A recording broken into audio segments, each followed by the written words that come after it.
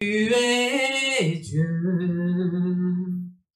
en ce lieu, prosterné, nous confessons, tu es Dieu en ce lieu. Je m'attends à toi, tu es tout pour moi, éclairé de ta présence, prosterné à tes pieds, prosterné à tes pieds. Je m'attends à toi, Yahweh, tu es tout pour moi, éclairé de ta présence, prosterné à tes pieds, Yahweh, prosterné à tes pieds, Seigneur, prosterné, Seigneur Jésus, à tes pieds, au pied de la croix, Seigneur Jésus, nous disons, prends la place qu'il te faut, Seigneur, dans nos vies. Nous comptons sur toi, Seigneur. Nous dépendons de toi, Seigneur Jésus. Nous disons, Seigneur, merci, merci, merci pour tout. Merci pour les choses visibles, invisibles, Seigneur. Merci pour ce que tu fais, pour ce que tu feras encore. Merci, Seigneur Jésus, pour ta bonté. Merci, le véritable Dieu, Seigneur. Tu es le chemin, la vérité et la vie. Car tu tiens, Seigneur, entre tes mains, Seigneur, nos destinées. David a dit, mes destinées sont entre tes mains. Et ce matin, Seigneur, nous disons que notre destinée est entre tes mains. Notre assurance, c'est toi.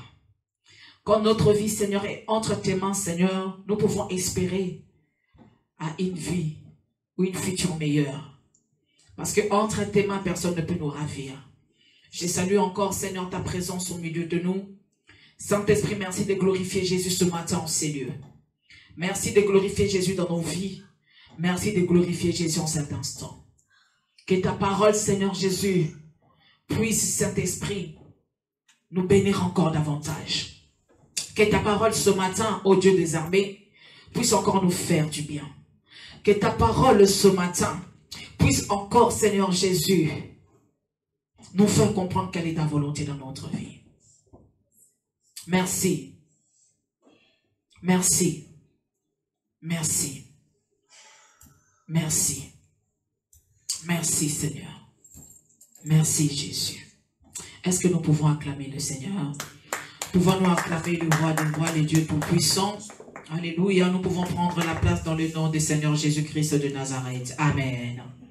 Amen, amen, amen. Je vous salue tous dans le nom puissant de Jésus-Christ de Nazareth. Soyez tous bénis au nom de Jésus. Je salue également toutes les personnes qui nous suivent en direct des réseaux sociaux, non seulement des réseaux sociaux, sur la chaîne Victoire Live.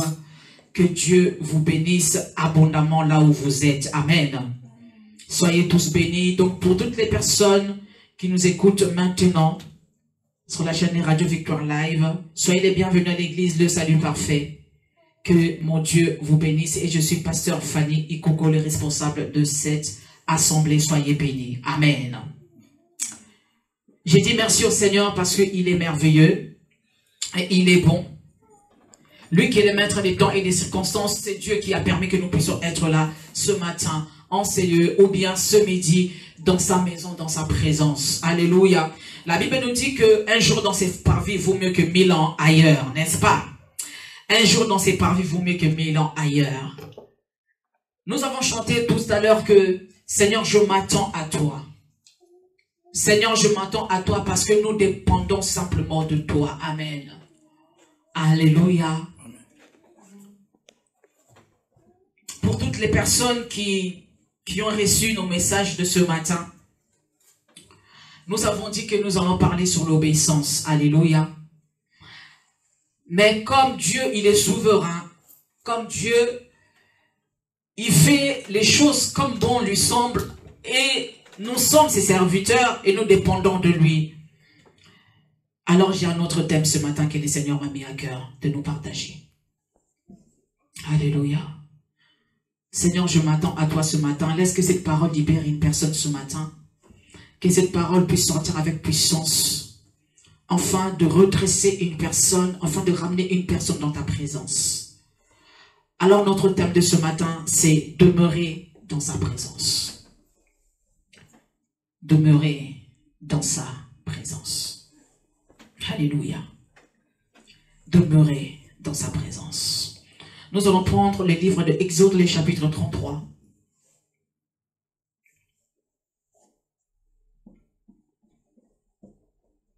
Demeurer dans sa présence. Notre thème de ce matin. Exode, le chapitre 33, à partir du verset 7 jusqu'au verset 11. Si le Seigneur le permet, nous allons aller encore plus loin. Alors, Exode, le chapitre 33. Nous allons prendre deux versets. Exode, le chapitre 33, au verset 7. Ensuite, nous allons prendre le livre de Ésaïe, le chapitre 55. Ésaïe, le chapitre 50, pardon. Ésaïe, chapitre 50, verset 4 jusqu'au verset 5. Ésaïe, chapitre 50, verset 4 jusqu'au verset 5. Mais notre verset principal, c'est Exode, le chapitre 33. J'ai lu pour nous dans le nom du Seigneur Jésus-Christ. L'Éternel dit, je commence à partir du verset 7. Moïse prit la tente et la dressa hors du camp. À quelque distance, il l'appela tente d'assignation. Et tous ceux qui consultaient l'Éternel allaient vers la tente d'assignation qui était hors du camp. Lorsque Moïse se rendait à la tente, tout le peuple se levait. Chacun se tenait à l'entrée de sa tente et suivait des yeux Moïse, jusqu'à ce qu'il soit entré dans la tente. Et lorsque Moïse était entré dans la tente, la colonne de nuée descendait et s'arrêtait à l'entrée de la tente. Et l'Éternel parlait avec Moïse. Tout le peuple voyait la colonne de nuée qui s'arrêtait à l'entrée de la tente. Tout le peuple se levait et adorait à l'entrée de la tente. L'Éternel parlait avec Moïse face à face, comme un homme parle à son ami. Puis Moïse retournait au camp, mais son jeune serviteur Josué, fils de Nun, ne sortait pas du milieu de la tente. Alléluia. Ici, nous voyons, après que Dieu eut parlé avec Moïse, Moïse alla monter une tente. Puisque les enfants d'Israël, après leur sortie de l'Égypte, le Seigneur, par son amour, par sa grâce, a permis que son peuple reste encore pendant un temps dans les déserts. Et Moïse a construit une tente qu'il appelait tente d'assignation. Mais ici, la Bible nous précise que cette tente n'était pas au milieu du peuple. Alléluia. Cette tente était hors du camp. Cette tente était à côté. Cette tente n'était pas au milieu du peuple, mais cette tente était en dehors du camp. Et dans cette tente, la Bible nous dit que cette tente d'assignation, là où tout le peuple allait consulter Dieu. Si quelqu'un voulait prier, si quelqu'un voulait consulter Dieu, devait quitter le camp et aller dans cette tente. Mais la Bible nous dit que Moïse alla consulter Dieu dans cette tente. Et dans cette tente, nous allons nous rendre compte que la Bible nous dit que c'est là que Dieu parlait avec Moïse. C'est dans cette tente que Dieu parlait avec Moïse. Mais ce qui m'étonne ici, juste le verset, au verset 7 jusqu'au verset 11, la Bible n'arrête pas de répéter le mot tente. Alléluia. Plusieurs fois la Bible nous répète le mot tente. Moïse prit la tente, l'adressa hors du camp, à quelque distance. Il appela tente d'assignation. Et tous ceux qui consultaient l'Éternel allaient vers la tente d'assignation, ceux qui étaient hors du camp. Lorsque Moïse se rendait à la tente, alléluia, tout le peuple se levait, chacun se tenait à l'entrée de sa tente et suivait des yeux Moïse jusqu'à ce qu'il soit entré dans la tente. Et lorsque Moïse était dans la tente, la colonne de nuée descendait et s'arrêtait à l'entrée de la tente. Et l'Éternel parlait avec Moïse, et tout le peuple voyait la colonne de nuée qui s'arrêtait à l'entrée de la tente. Tout le peuple se levait et adorait à l'entrée de la tente. L'Éternel parlait avec Moïse face à face, comme un homme parle à son ami. Puis Moïse retournait au camp. Mais son jeune serviteur, Josué, fils de Nun, ne sortait pas du milieu de la tente. Alléluia. Nous allons voir à 10 reprises, la Bible nous parle de la tente. Et quand Dieu répète quelque chose, quand la Bible répète quelque chose, parce que Dieu veut insister. Dieu insiste sur la tente. Dieu insiste sur le mot tente. Et la Bible nous dit que pour rencontrer Dieu, pour être dans la présence de Dieu, pour pouvoir parler avec Dieu, tu dois être où? Dans la tente. Alléluia. La tente signifiait la maison de Dieu. La tente signifiait là où on pouvait rencontrer Dieu. On ne pouvait pas rencontrer Dieu partout. On ne pouvait pas rencontrer Dieu partout. Tu pouvais être chez toi, mais si tu voulais prier, si tu voulais rencontrer Dieu, tu étais obligé de s'approcher de sa présence. Et sa présence se trouvait où? Dans la tente. Alléluia. La Bible nous dit que Moïse, il parlait avec Dieu comme un homme parle à son ami. Demeurer dans sa présence. Demeurer dans la présence de Dieu. Bien-aimés dans le Seigneur, oui, nous avons reçu Christ dans notre vie comme Seigneur et Sauveur. Nous croyons en lui, nous croyons en sa parole. Nous croyons que Dieu est fidèle, nous croyons que Dieu, il est bon, n'est-ce pas? Mais la Bible nous dit que pour que Moïse puisse recevoir, vous allez voir tous les livres de Exode, tout ce que Moïse avait reçu sur le peuple de Dieu, pour le peuple de Dieu, Moïse était parfois obligé de monter sur la montagne. Il était obligé d'aller dans la présence de Dieu. Quand Moïse était avec le peuple, Dieu ne lui parlait pas. Dieu ne lui parlait pas. Mais quand Moïse allait consulter Dieu, quand Moïse entrait dans la présence de Dieu, c'est là où Dieu lui parlait. Alléluia. C'est là où Dieu lui parlait. J'aime la parole de Dieu. En ces temps-là, pour rencontrer Dieu, pour être dans la présence de Dieu, tu devais aller dans la tente. Mais Dieu, c'est un Dieu de processus. C'est un Dieu d'amour. Quand Christ est venu, la Bible nous dit que nous sommes devenus le temple de Dieu. Alléluia. Ou je dirais même la tente de Dieu. Nous n'avons plus besoin de construire une tente à côté pour aller consulter Dieu. Nous n'avons plus besoin d'aller dans l'assemblée ou bien le bâtiment qu'on appelle l'église pour pouvoir voir Dieu, pour pouvoir être dans la présence de Dieu, pour pouvoir parler avec Dieu. Dans sa souveraineté, Dieu a voulu que nous devenions la tente. Dieu a voulu que nous puissions être le temple dans lequel où lui-même, Dieu, le Père, le Fils et le Saint-Esprit pourra prendre la place. Afin que, quand nous avons besoin de lui parler, quand nous avons besoin d'être dans sa présence, il suffit simplement de lui parler. Ici, la Bible nous dit que nous pouvons continuer à partir du verset 12 jusqu'en bas. Nous allons voir où Moïse a demandé de voir la gloire de Dieu. J'aime avec Dieu. Notre Dieu, c'est un Dieu de proximité. Notre Dieu, ce n'est pas un Dieu qui est loin de nous. Dieu dira que ce n'est pas moi qui s'éloigne de vous, mais ce sont vos péchés qui font que je puisse m'éloigner de vous. Dieu n'est jamais loin de nous. Dieu, il est toujours près de nous.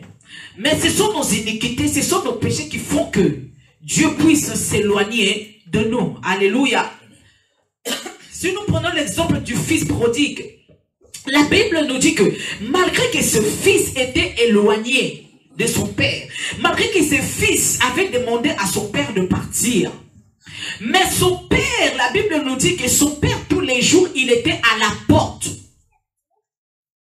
Il regardait de loin s'il pouvait voir son fils en train de revenir. Pour nous dire que quel que soit notre éloignement de Dieu, quel que soit notre éloignement auprès de Dieu, Dieu est toujours là. Dieu, il nous attend. Et Dieu jette un œil pour voir, est-ce que ma fille est là? Est-ce que mon fils est là? Parce que Dieu est toujours prêt de nous recevoir. Alléluia. La Bible nous dit que dans la présence de Dieu, Moïse a pu recevoir tout ce que Dieu voulait faire pour son peuple.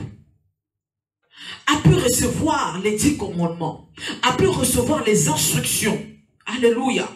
Nous allons voir après toujours à partir du verset 30, du chapitre 34, quand Dieu a permis que Moïse puisse maintenant lui faire maintenant ce qu'il faut, et ce qu'on appelle le chandelier. Là où la présence, ce qui représentait à l'époque la présence de Dieu.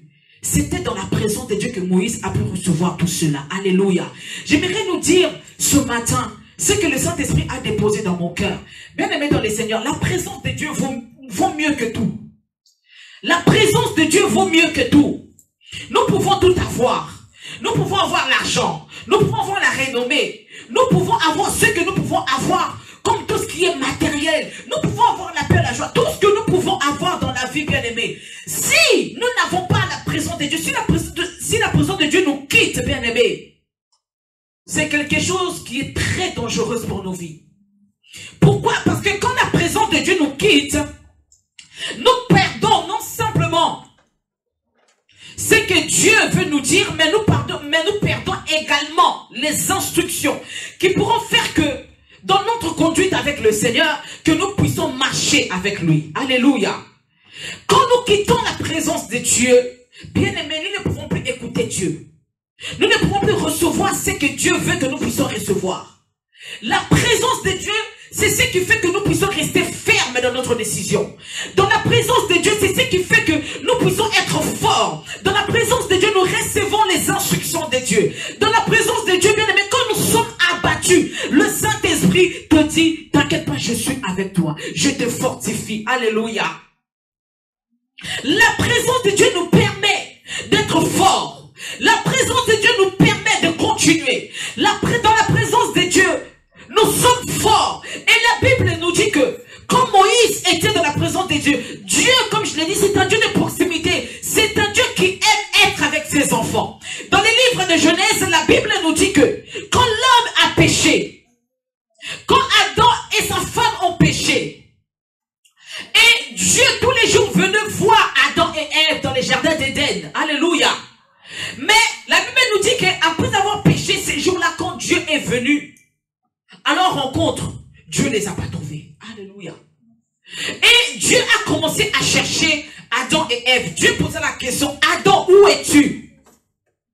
Adam, où es-tu? Adam n'était plus en communion avec Dieu parce qu'il était éloigné de Dieu. J'aimerais nous dire, quelle que soit notre condition, quels que soient nos péchés, Dieu nous cherche toujours. Alléluia. Dieu nous cherche toujours. Dieu, c'est un Dieu de proximité. Dieu, c'est un Dieu d'amour. Il veut être avec nous. Dieu cherchait Adam malgré le péché. Dieu savait que Adam venait de pécher avec sa femme. Mais malgré ça, Adam dit que non, nous nous cachons parce que nous sommes nus. Alléluia. Dieu nous cherche. Dieu nous lance un appel pour nous dire, revenez dans ma présence. Revenez dans ma présence. Alléluia. Revenez dans ma présence.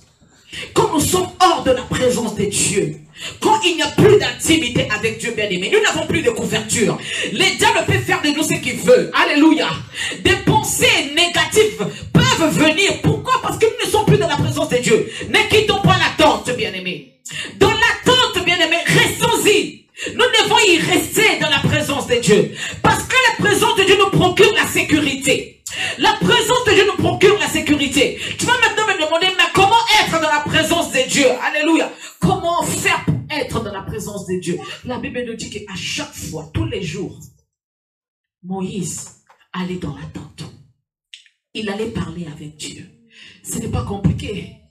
Entre toi-même, commence à parler avec Dieu. Commence à parler avec Dieu. Commence à parler avec Dieu. Dieu qui parle. Il sait que ma fille est là. Il sait que mon fils est là. Et mon fils veut me parler. Alléluia. Un enfant qui ne parle pas à son père ou à sa mère, ses parents ne pourront pas lui répondre. Alléluia. Dieu, c'est un Dieu qui parle. Ce n'est pas un Dieu qui est muet. C'est un Dieu qui est vivant. Quand tu t'adresses à lui, bien-aimé, quand tu t'adresses à lui, Dieu répond. Dieu, il est souverain dans sa seigneurie. Dieu peut te parler quand lui-même il veut. Mais il y a aussi une autre condition.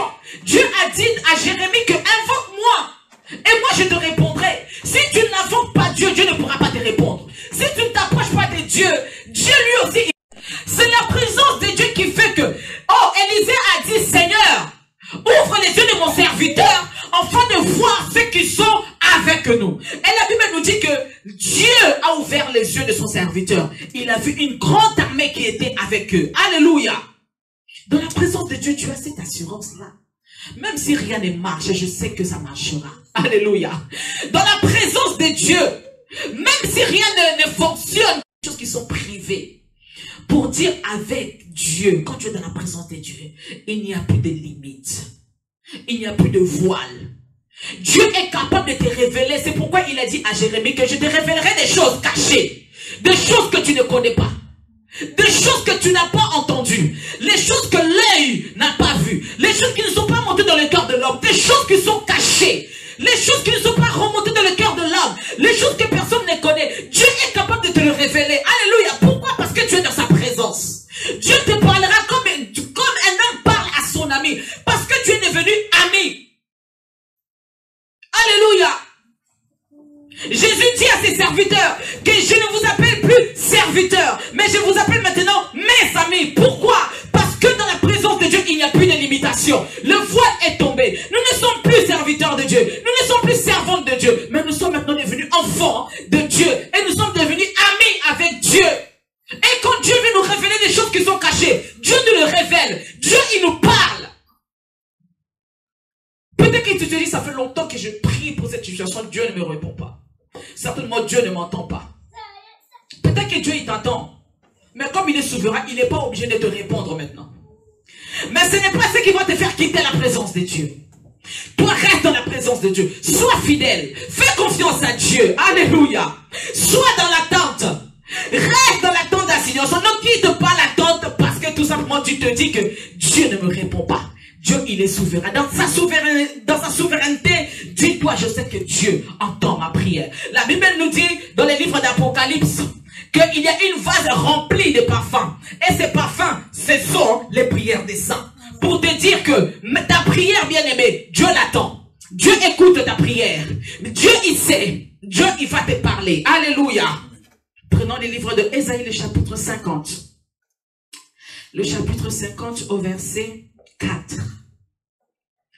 Ésaïe chapitre 50 au verset 4 jusqu'au verset 5. Alléluia. Le jour où j'ai découvert ces versets, j'ai dit waouh, merci Seigneur pour ton serviteur, Dieu grâce. Cet homme, il m'a fait du bien. Alléluia. Ésaïe chapitre 50 au verset 4. Que Dieu bénisse cet homme là où il est. La Bible nous dit, le Seigneur, l'Éternel m'a donné une langue exercée. Pour que je sache soutenir par la parole celui qui est abattu. Il éveille chaque matin. Il éveille mon oreille. Pour que j'écoute comme écoutent les disciples. Le Seigneur éternel m'a ouvert l'oreille. Et je n'ai point résisté. Je ne me suis point retiré en arrière. Alléluia. Voilà ce qu'Ésaïe dit. Dieu m'a donné une langue exercée, c'est-à-dire une langue bien disciplinée. Une langue qui est là pour soutenir les faibles. Une langue, quand je m'approche de la présence de Dieu, je sais quoi dire. Et où placer les mots. Non seulement il m'a donné une langue exercée, mais chaque matin je prie que Dieu éveille mon oreille. Ouvre mon entendement, Seigneur. Comme ça, quand tu parleras, que je puisse t'écouter. Alléluia. Quand tu parleras, que je puisse t'écouter. Et ma prière aujourd'hui, que chacun de nous, que ces versets deviennent notre prière. Chaque matin quand nous nous levons, disons au Seigneur, Seigneur, éveille mon oreille. Éveille mon oreille, je vais t'écouter. Je ne veux pas être un sourd spirituel, mais je veux être une personne qui écoute, Seigneur, ta voix. Je veux t'écouter me parler, Seigneur. Si Moïse, dans la tente d'assignation, pouvait parler avec Dieu, comme Dieu parle avec son ami, parce que Moïse avait la capacité d'écouter Dieu. Son oreille était exercée à la voix de Dieu. Parce que c'était une conversation. Quand Dieu parlait, Moïse aussi parlait. Dieu écoutait Moïse. Moïse aussi écoutait Dieu. Parce qu'il avait la langue exercée. Et il avait l'oreille éveillée. Alléluia. Amen. Que Dieu nous fasse grâce, que nous puissions comprendre que dans la présence de Dieu, tout peut arriver. Dans la présence de Dieu, tout peut arriver. Oh, Dieu, il est merveilleux. Hier soir, j'étais très abattu. Très abattu. J'ai dit, bon, je vais prier. Mais comme j'étais abattu, je n'arrivais pas à prier. J'ai dit, Seigneur, je prends ta parole. Et le Saint-Esprit me dit, prends Isaïe 54, le verset 4. J'étais à un moment très confus. Je commençais à être confuse même.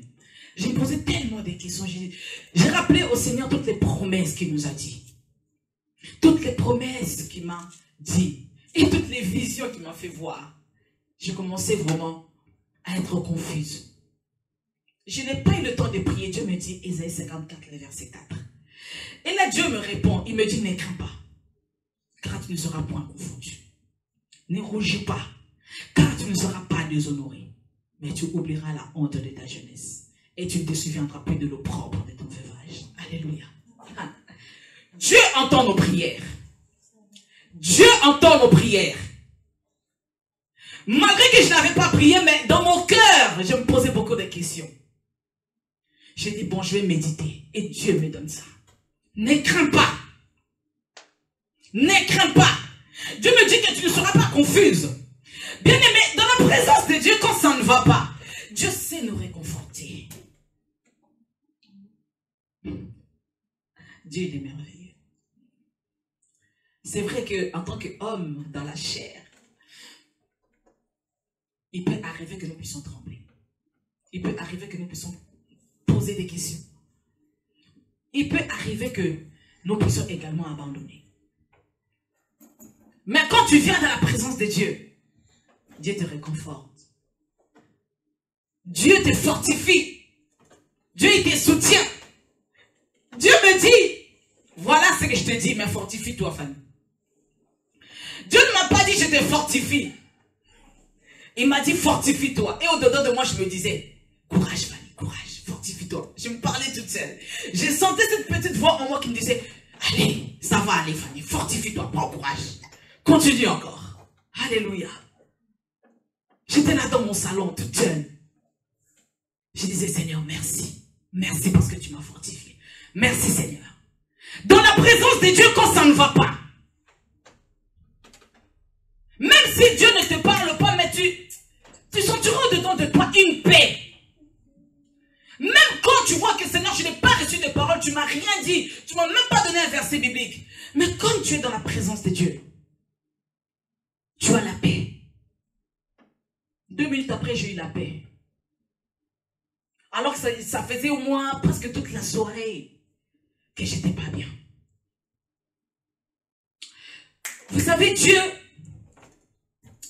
j'aime dire, Dieu c'est un Dieu parfois de tic au tac. Au moment où toi tu te poses des questions, Dieu te répond tout de suite. Mais parfois aussi, tu te poses des questions et la réponse ne vient pas. Tu traverses des moments très difficiles. Dieu parle à travers des hommes et des femmes. Ce n'est pas la réponse que toi tu attends. Dieu te dit simplement, fortifie-toi. Il te dit simplement, ça va aller. Et toi tu dis, Seigneur, ce n'est pas la réponse que moi j'attends. Mais Dieu, dans sa souveraineté, il sait. Quand tu es dans la présence de Dieu, tu deviens un vaillant sans avoir combattu de combat. Dans ta faiblesse en tant qu'homme, quand tu es dans la présence de Dieu, Dieu t'appelle vaillant héros. Tu n'as pas encore fait des exploits, mais quand tu es dans la présence de Dieu, Dieu t'appelle que tu es David. Alléluia. Dans la présence de Dieu, même si tu ne sais pas quoi faire, même si tu vois que réellement là, il y a un problème, que je n'y arriverai pas, mais Dieu te dit que tu vas y arriver. Dans la présence de Dieu, quand tu vois que je suis à terre, un peu comme Josué, la Bible dit, Dieu dit à Josué, Josué, serviteur de Moïse, fils de Nun, lève-toi. Après la mort de Moïse, Josué devait continuer la mission que Moïse avait. J'imagine, la Bible nous dit qu'il n'y a pas eu jusqu'à ces jours de grands prophètes que Dieu a utilisé comme Moïse. Donc sûrement Josué devait se dire que Seigneur, comment est-ce que je peux faire ce que je dois faire alors que Moïse, l'homme que tu as utilisé puissamment, le grand prophète que tu as utilisé, il n'a pas réussi à faire cette mission, à terminer cette mission. Est-ce que moi je vais y arriver? Dieu dit à Josué, lève-toi. Moi je me dis, on dit à une personne de se lever, c'est que cette personne elle est assise. Alléluia. Parce que on peut te dire de te lever si tu es déjà debout. Alléluia. Donc on te dit lève-toi parce que tu es assise, que ce soit sur la chaise ou par terre, mais c'est qui est sûr tu es assis. Dieu dit à Josué, lève-toi. Parce que c'est toi qui vas conduire ce peuple dans le lieu que moi, leur Dieu, j'ai choisi. Dieu ne lui dit pas, t'inquiète pas, je te donnerai la force. T'inquiète pas, les anges seront avec toi. Ma présence va t'accompagner, mais Dieu lui dit, fortifie-toi. Alléluia. Dieu lui dit, fortifie-toi. Nous allons voir ici, à la fin de verset que nous venons de lire, dans Exode, le chapitre 33, à la fin, la Bible nous dit que, mais son jeune serviteur Josué, fils de Nun, ne sortait pas du milieu de la tente. Moïse quittait la tente pour aller vers le peuple de Dieu, leur annoncer ou leur dire ce que Dieu lui avait dit. Mais Josué ne quittait pas la tente. Josué ne quittait pas la présence de Dieu. Mais la Bible ne précise pas si Dieu parlait aussi avec Josué. Josué, c'était une personne qui avait l'habitude de rester dans la présence de Dieu. Il voyait son maître Moïse pendant qu'il parlait avec Dieu. Pendant qu'il était dans la tente, son oreille également était exercée à écouter Dieu. Sa langue seulement aussi était exercée à parler avec Dieu. Je suppose, quand Moïse sortait, peut-être que Josué aussi parlait avec Dieu. Comment est-ce que Josué a pu comprendre que c'est Dieu qui lui parlait en lui disant lève-toi, s'il n'avait jamais entendu parler de Dieu, s'il n'avait jamais parlé avec Dieu, s'il n'avait jamais entendu la voix de Dieu? On comprend une personne quand notre oreille entend parler cette personne. Si les sourds ne comprennent rien parce que leur oreille ne fonctionne pas. Josué a pu comprendre que c'est Dieu qui lui parlait en lui disant lève-toi, conduis ce peuple. Pourquoi? Parce qu'il avait l'habitude de rester dans la présence de Dieu. Quand tu es dans la présence de Dieu, même un petit détail, ça peut être le langage de Dieu. Et tu comprendras. Quand tu es dans la présence de Dieu, tu n'as pas besoin de beaucoup d'explications quand Dieu te parle. Un seul mot suffit. Que tu puisses comprendre que là c'est Dieu qui me parle.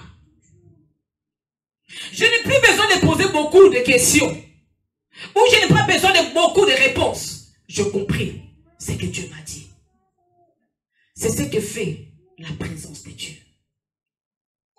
Même quand ça ne va pas. Rien que la présence de ma soeur, je la vois comme ça, je vois qu'elle est joyeuse. Je comprends que Dieu me dit d'être joyeuse. Je n'ai pas besoin que Dieu puisse me dire dans mon oreille. Rien que quand je vois une personne qui est heureuse, je comprends que Dieu me dit, tu dois également être heureuse. Alléluia. La présence de Dieu nous rend flexibles. La présence de Dieu nous permet, même des choses insignifiantes, puissent devenir un langage pour nous. Alléluia.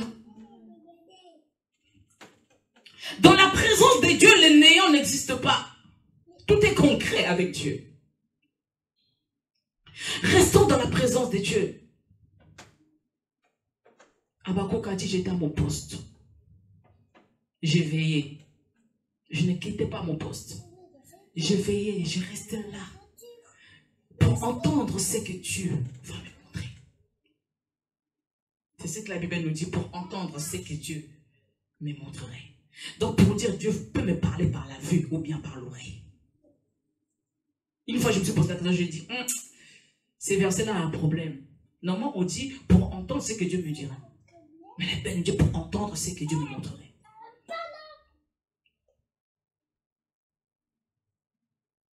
Dieu peut te parler par la vue ou bien par l'ouïe. Mais c'est à toi d'être sensible. Jamais tu peux être sensible à la présence de Dieu si tu ne demeures pas. Si tu ne demeures pas dans la présence de Dieu, tu ne pourras pas être sensible à sa voix. Si tu ne demeures pas dans la présence de Dieu, c'est impossible pour toi de recevoir ses instructions. Si tu ne demeures pas dans la présence de Dieu, c'est impossible pour toi de comprendre le langage de Dieu.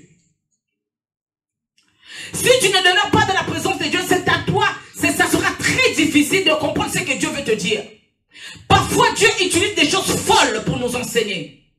Parfois, Dieu utilise des circonstances pour nous enseigner. Mais quand tu es dans la présence de Dieu, tu comprends ce que Dieu veut te dire. Alléluia. Je comprends maintenant ce que Dieu voulait nous dire ce matin. J'ai préparé la continuité de la prédication que l'évangéliste Patrick nous a donnée dimanche dernier sur l'obéissance. Maintenant, je dis Seigneur, jamais tu peux être obéissant si tu ne restes pas dans la présence de Dieu. Jamais tu peux être obéissant à la voix de Dieu si tu n'es pas rempli de sa présence et si tu ne demeures pas dans sa présence.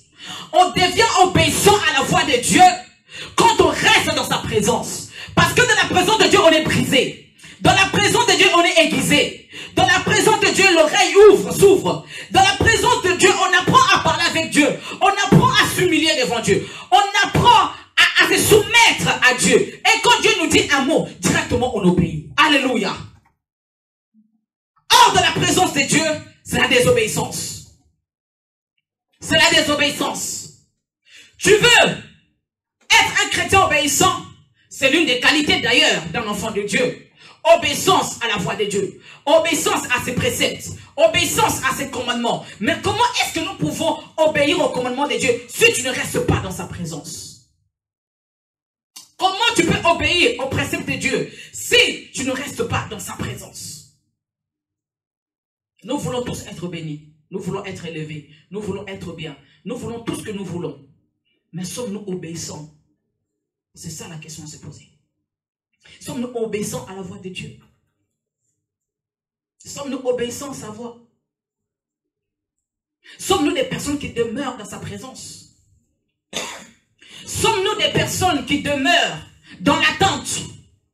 Sommes-nous des personnes qui parlent avec Dieu? Parfois Dieu a simplement besoin de parler avec toi. Parfois Dieu n'a pas besoin de te donner des prophéties, des rhémas ou quoi que ce soit. Mais Dieu veut simplement converser avec toi. Alléluia. Parce que c'est un Dieu qui aime la communion. Parler avec Dieu. Parler avec Dieu. Dieu, c'est un Dieu qui parle, bien-aimé.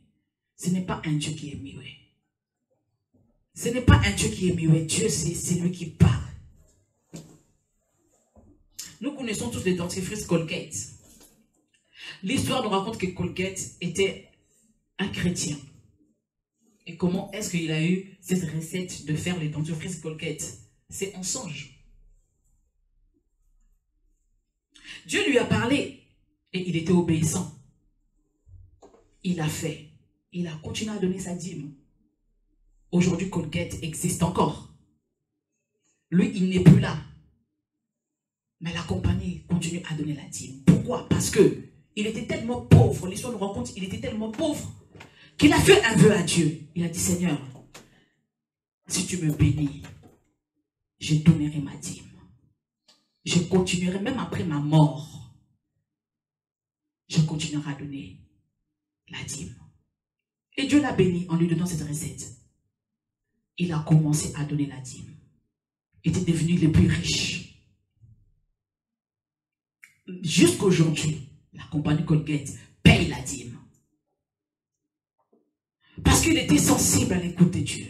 Il était sensible à la voix de Dieu. Il avait fait un vœu à Dieu. Il avait dressé une prière à Dieu. Mais si son oreille n'était pas éveillée, si son oreille n'était pas exercée à écouter la voix de Dieu, comment est-ce qu'il aurait su que c'est Dieu qui lui a parlé? Comment est-ce qu'il aurait compris que c'est Dieu qui lui avait parlé en songe? Alléluia! Comment? C'est la présence de Dieu qui fait cela. Parfois Dieu qui nous parle, parfois Dieu nous parle, mais nous ne comprenons pas que c'est Dieu qui nous parle. Parfois il y a des choses qui arrivent dans notre vie, nous n'arrivons pas à comprendre, mais nous nous posons des questions. Sûrement que c'est parce que, sûrement que c'est l'autre, sûrement que, parfois c'est Dieu qui veut te dire, voilà ce que moi je veux, voilà ce que moi j'attends de toi. Alléluia. Bien-aimés dans les seigneurs, restons dans la présence de Dieu. La présence de Dieu, c'est vraiment le meilleur endroit où nous pouvons nous retrouver. C'est le meilleur endroit où nous pouvons être, surtout en ces temps de la fin. L'endroit où nous devons être, c'est la présence de Dieu. Pas ailleurs, dans la présence de Dieu. Si David, l'homme l'appelait, Dieu l'appelait l'homme selon mon cœur. Parce que David avait compris qu'un jour dans ses parvis, vaut mieux que 1000 ans ailleurs. Dans sa présence, on ne peut rien manquer. Dans la présence de Dieu, on ne peut rien manquer. Même si je manque aujourd'hui, je sais que demain j'aurai. Même si je n'ai pas aujourd'hui, demain j'aurai. Même si je suis malade aujourd'hui, je sais que demain je serai guéri. Parce que la présence de Dieu me procure la sécurité que Dieu est avec moi. Alléluia. La présence de Dieu me procure la foi inébranlable de braver les tempêtes et les montagnes. En disant même si rien ne marche pas aujourd'hui, mais je sais que demain ça marchera. La présence de Dieu m'a rassuré que demain ça marchera.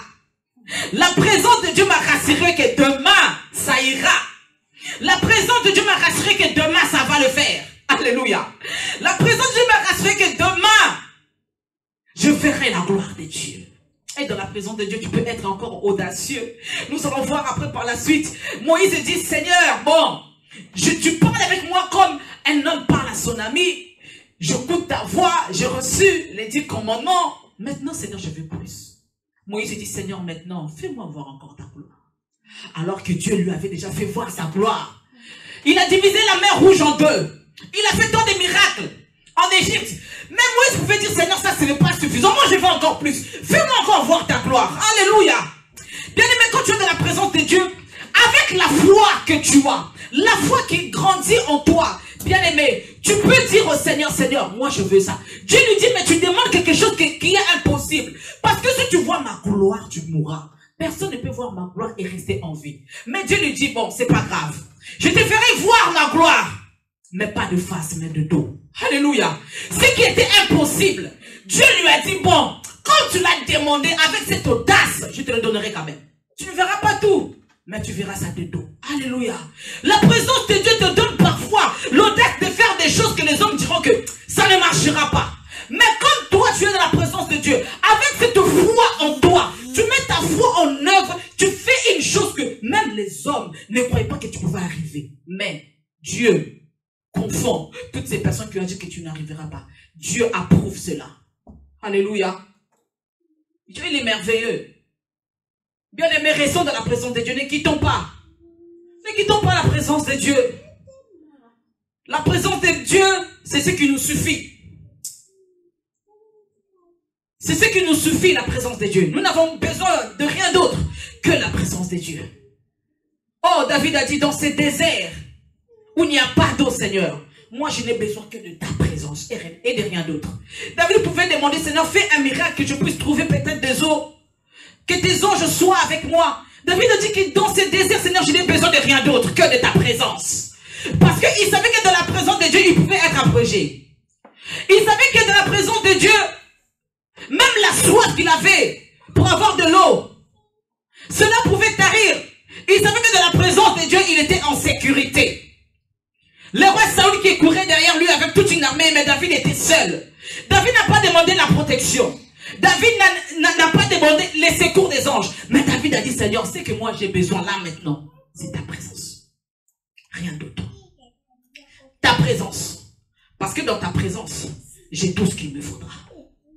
Alléluia. Dans ta présence, j'aurai tout ce qu'il me faudra. La présence de Dieu nous suffit. Rien d'autre. Le reste viendront après. Mais restons dans la présence de Dieu. Amen. Nous pouvons acclamer le Seigneur. Nous avons terminé notre parole de ce matin. Que Dieu nous bénisse abondamment. Soyons tous bénis. Nous allons prier. Nous allons nous mettre debout. Nous allons dire au Seigneur, Seigneur, fais-moi grâce de ne pas quitter ta présence. Malgré les circonstances, malgré ce que je peux rencontrer, que je ne quitte